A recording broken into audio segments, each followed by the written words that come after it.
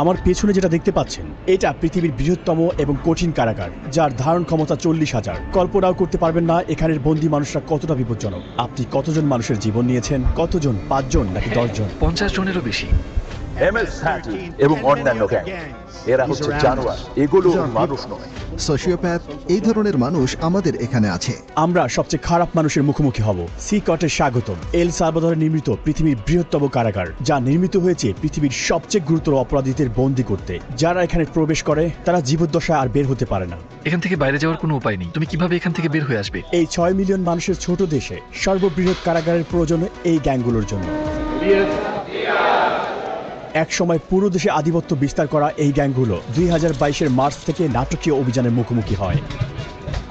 President নাইব বুকেলের প্রশাসনের অধীনে মাত্র 16 মাসে 70,000-এরও বেশি মানুষকে গ্রেপ্তার করা হয়, যা দেশের প্রাপ্তবয়স্ক জনসংখ্যার প্রায় 2%। শিকড়ে বাঁধা হাজার হাজার গ্যাং সদস্যকে রাতের আধারে কড়া নিরাপত্তার বলয়ে বাসে করে সিকটে নেওয়া হলো। মাথা নিচু করে একজনের পিছনে অন্যজন বসায় তাদেরকে একটি জটলার মতো দেখাচ্ছিল। চারপাশে অস্ত্রধারী পাহারাদার থাকায় কেউ আদেশ অমান্য করার সাহস করেনি। একদিনের মধ্যেই তাদের জীবন পুরোপুরি পাল্টে গিয়েছে। উত্তর যতই অস্বস্তিকর হোক না কেন, আমি তাকে তার করা সবচেয়ে ভয়ঙ্কর অপরাধগুলো নিয়ে প্রশ্ন করব। 10 মিনিট।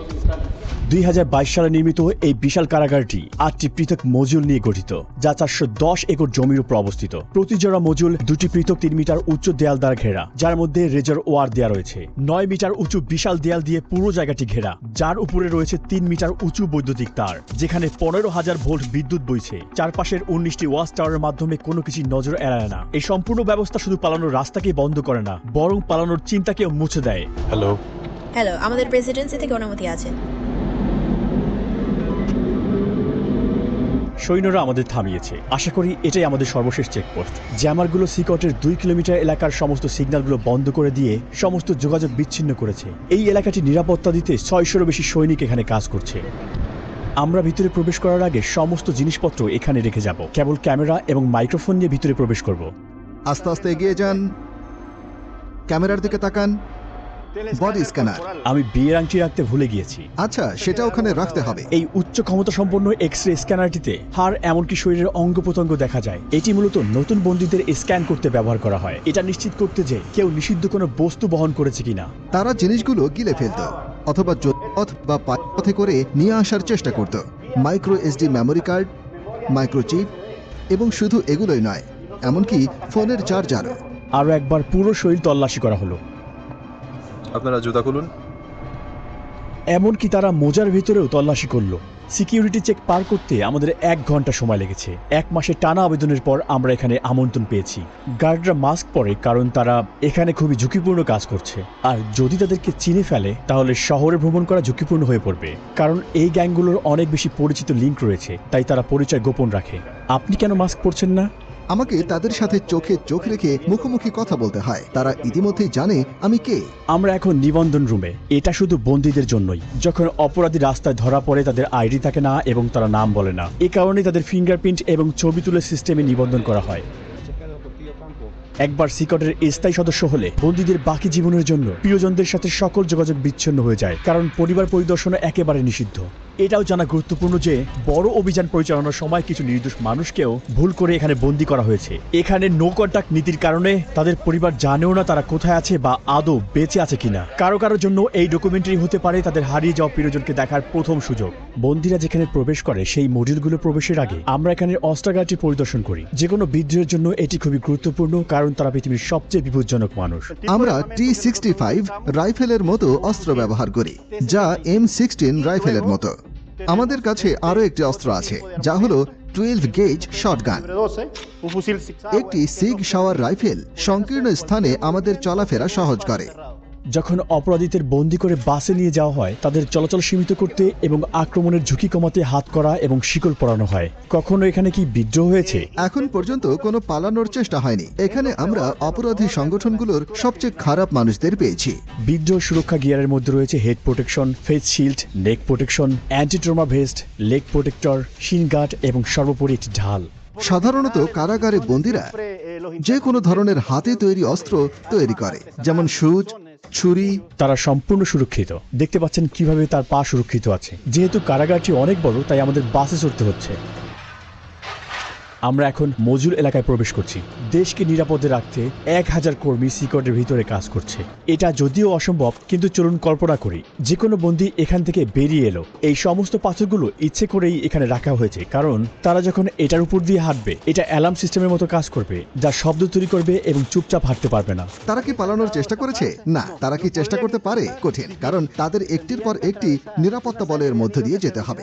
বাইরের হস্তক্ষেপ রোধ করতে সিকট তার নিজস্ব অবকাঠামো নিয়ে একটি বিচ্ছিন্ন এলাকায় নির্মিত হয়েছে, যার মধ্যে রয়েছে বৈদ্যুতিক এবং পয়ঃনিষ্কাশন ব্যবস্থা। দুর্ঘটনাবশত বিদ্যুৎ এবং পানি সরবরাহ বন্ধ হলে সিস্টার্ন এবং পাওয়ার প্ল্যান্টগুলো 1 সপ্তাহ পর্যন্ত কার্যক্রম চালু রাখতে সক্ষম। আমি খুবই উচ্ছ্বাসিত। আপনারা দেখবেন আমি মুখোমুখি হব বিশ্বের সবচেয়ে বিপজ্জনক অপরাধীর সাথে। এটা খুবই ঝুঁকিপূর্ণ। আমরা একটি মজুলে এখন প্রবেশ করব। আপনারা পাশাপাশি তৃতীয় এবং চতুর্থ মজুল দুটি দেখতে পাচ্ছেন। অপরাধীরা এখানে প্রবেশ করলে এই দরজা দিয়ে আর কখনোই বের হতে পারে না। আর কয়েক পা আগালেই আমরা 2500-রও বেশি অপরাধী দেখতে পাব। এ যেন এক নিয়ন্ত্রিত বিশৃঙ্খলার মধ্যে পা রাখা।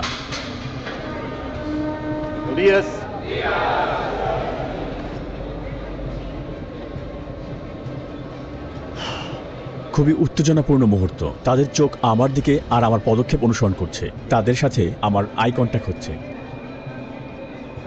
তারা সংখ্যায় অনেক বেশি। আমি বাকরুদ্ধ। আমি নিজের অজান্তেই অস্বস্তি অনুভব করছি। অপরাধীরা সবাই সাদা শার্ট, শর্টস আর স্লিপার পরেছে, অন্য কোনো জিনিসপত্র নেই। বেশিরভাগই জীবনের প্রথমার্ধে, অর্থাৎ 20 বছর বয়সী, কিন্তু প্রত্যেকেই গুরুতর অপরাধে দণ্ডিত। এমনকি সবচেয়ে কম অপরাধীরও গড়ে প্রমাণিত 20 থেকে 30টি ঘটনা রয়েছে। কিন্তু এখানের কিছু অপরাধী শত শত নিরপরাধ মানুষের জীবন কেড়ে নিয়েছে। আমি বন্দীদের প্রশ্ন করতে পারি? না না না, যদি আপনার কোনো প্রশ্ন থাকে আমি সেগুলোর উত্তর দিতে পারি। আর তারা যদি আমার সাথে কথা বলতে চায়, তাহলে আপনি কি করবেন?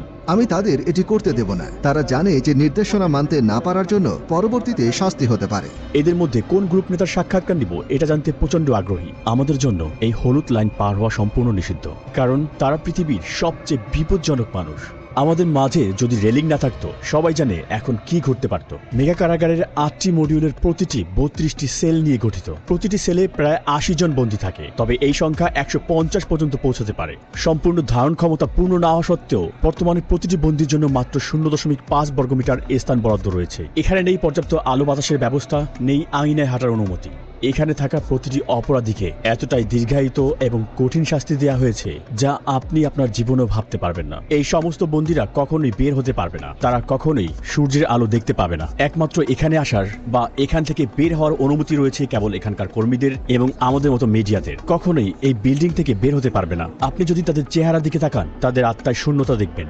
ভবিষ্যৎ নিয়ে তাদের কোনো আশা নেই। তাদের দেখতে মনে হয় রোবটিক। তাদের জীবন পুরো একঘেয়েমি। এই খোলা জায়গাটি তাদের টয়লেটের জন্য। তাদের মাত্র 2টি টয়লেট রয়েছে 80 জন বন্দীর জন্য। এটা আসলে খুবই লজ্জাজনক। এর মাধ্যমে এই পুরো বন্দীদের আত্মবিশ্বাস আসলে ভেঙে যায়। এই একই জায়গায় যেখানে তারা টয়লেট করে, সেই একই জায়গায় তারা গোসলও করে। নিজেদের পরিষ্কার করতে তারা প্লাস্টিকের ডিপার এবং একটি শেয়ার করা বেসিন ব্যবহার করে। এখানে কোনো পানির প্রবাহ নেই। এই বন্দীরা পানি পান করার জন্য একটি নীল ব্যারেলের উপর নির্ভর করে। তারা সবাই এখানে ঘুমায় এই ধাতব ব্যাংকে। কোনো বালিশ কিংবা কোনো গদি নেই এখানে। প্রতিটা বন্দী শুধুমাত্র প্রয়োজনীয় জিনিস পায়: একটি সাদা চাদর, একটি ইউনিফর্ম, মোজা, স্লিপার এবং একটি টয়লেট। তারা আর কিছুই পায় না। বন্দীরা এখানে সারাদিন 4 স্তরের বেডে কাটায়। তারা এখানে গোডাউনে রাখা জিনিসপত্র মতোই খুব জড়ো হয়ে থাকে।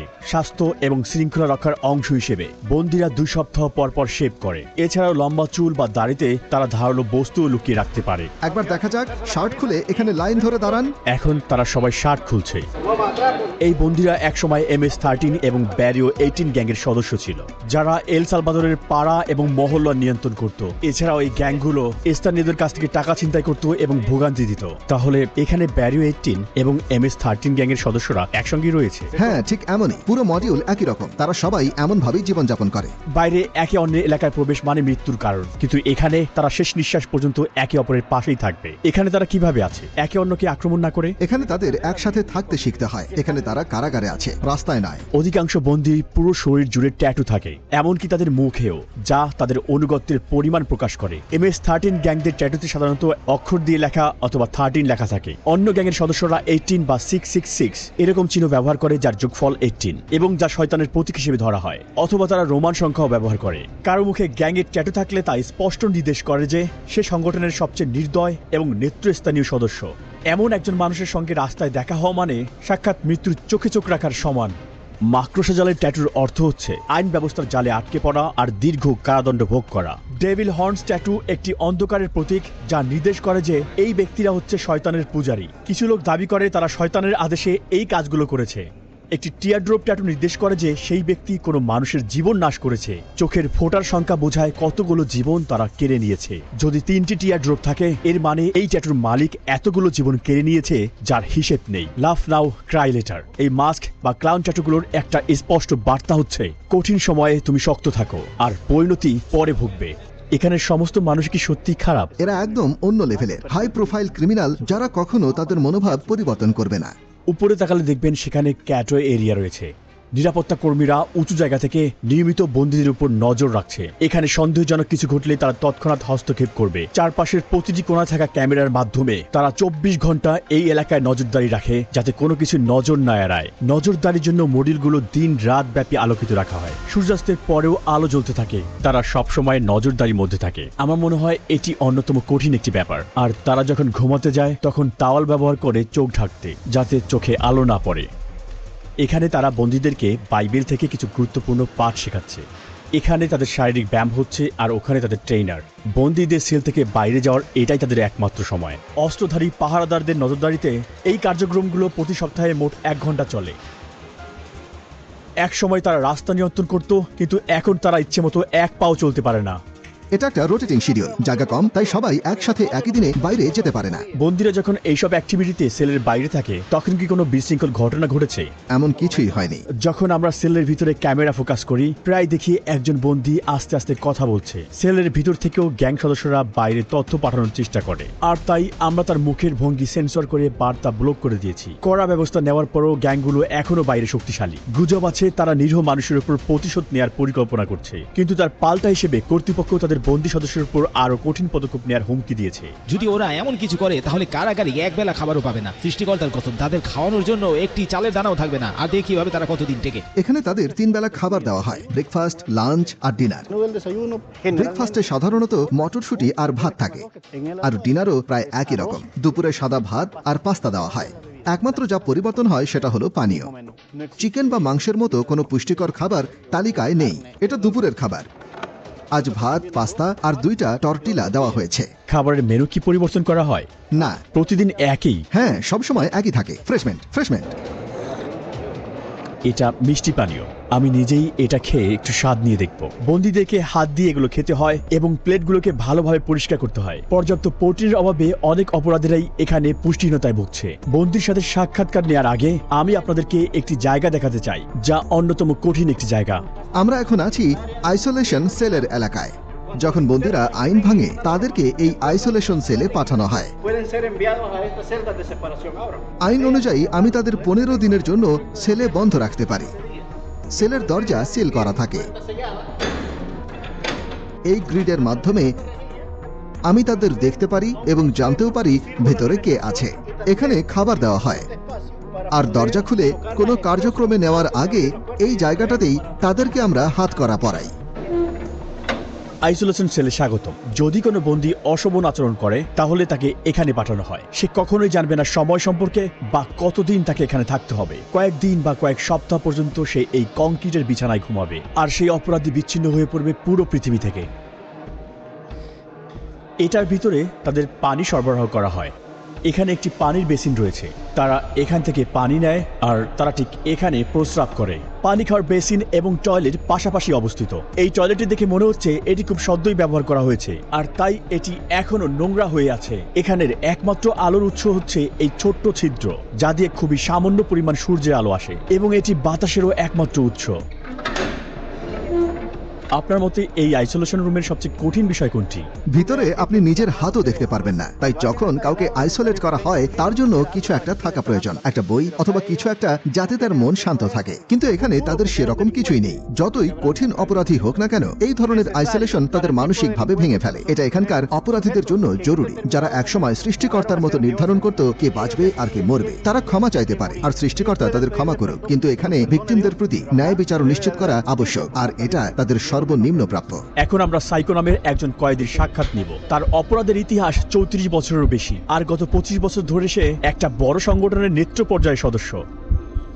10 মিনিট। এমনকি এই বন্দির চারপাশে নিরাপত্তা দিতে 10 জন গার্ডও পর্যাপ্ত নয়। মাস্ক খুলুন। আপনার নাম কি?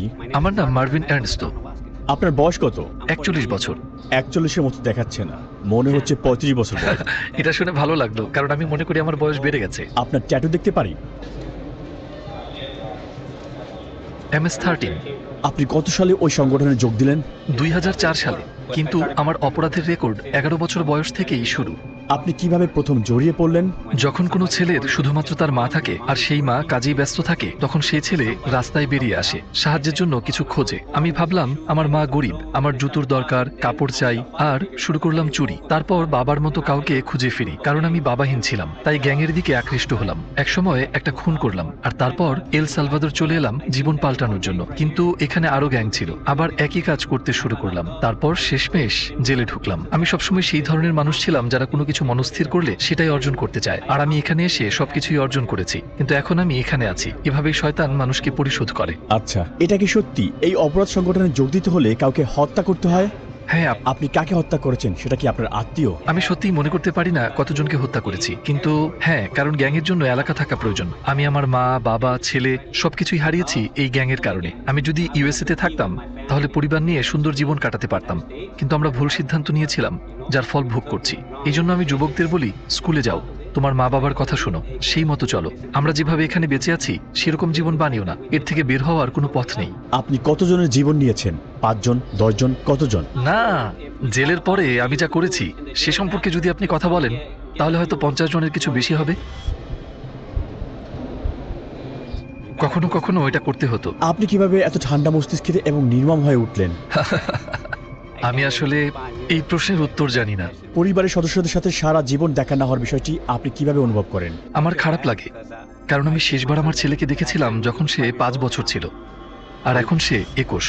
আমি তাকে দেখতে চাই, আমি তাকে বলতে চাই, এই তোমার বাবা যা করেছে সেটা তুমি করো না, একটা ভালো জীবন খোঁজো। আপনার কারণে যারা ভিকটিম হয়েছে তারা কখনো প্রিয়জনকে দেখতে পারবে না, আর আপনিও কখনো আপনার পরিবারকে দেখতে পারবেন না। কাউকে মিস করার অনুভূতি আপনি কিভাবে মানিয়ে চলেন? আমি খারাপ অনুভব করি কখনো কখনো, যেমন আপনাকে বললাম আমি বিছানায় শুয়ে অনেক কিছু চিন্তা করি। কখনো কখনো কাঁদতে থাকি আর বলি, আপনার জীবিত থাকার প্রেরণার উৎস কি?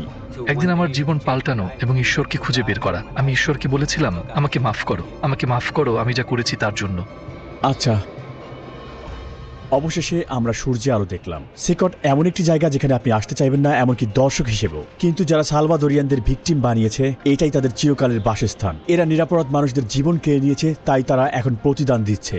সালভাদোর সরকারের স্পষ্ট বার্তা, এখানে অপরাধ সহ্য করা হবে না এবং এর শাস্তি হবে কঠিন। চরম বিশৃঙ্খলার কারণে একসময় সালভাদোর সবচেয়ে বেশি মৃত্যু হারের দেশ ছিল, আর ওই সময় প্রতি 1 লক্ষ মানুষের মধ্যে 104 জন প্রতি বছর তাদের জীবন হারাতেন। পূর্ববর্তী প্রশাসন এই গ্যাংগুলোর সাথে শান্তি চুক্তি করতে রাজি হয়েছিল, কিন্তু তা শৃঙ্খলা আনতে পারেনি। যদিও বর্তমান সরকারের পদ্ধতিগুলো বিতর্কিত, তবুও 2023 সালের মধ্যে এই সংখ্যা নাটকীয়ভাবে কমে দাঁড়িয়েছে প্রতি 1,02.4-এ, যা এল সালভাদরকে প্রথমবারের মতো সবচেয়ে সুরক্ষিত দেশগুলোতে জায়গা করে দিয়েছে। শান্তি ফিরে এসেছে এবং এই ফলাফল অস্বীকার করার কোনো সুযোগ নেই। কিন্তু যাদের অন্যায়ভাবে কারাগারে বন্দী করা হয়েছিল তাদের কি হবে? বিশৃঙ্খলা নিয়ন্ত্রণ করতে এটাই কি সঠিক ন্যায় বিচার? আর এটা কি স্থায়ী সমাধান নাকি অস্থায়ী সমাধান? এখন পর্যন্ত এই উত্তর স্পষ্ট নয় এবং সমস্ত পৃথিবী তাকিয়ে আছে। ডকুমেন্টারি দেখার জন্য ধন্যবাদ। সাবস্ক্রাইব করতে ভুলবেন না। দেখা হবে নতুন ভিডিওতে। সাথেই ছিলাম রুহি চ্যানেল।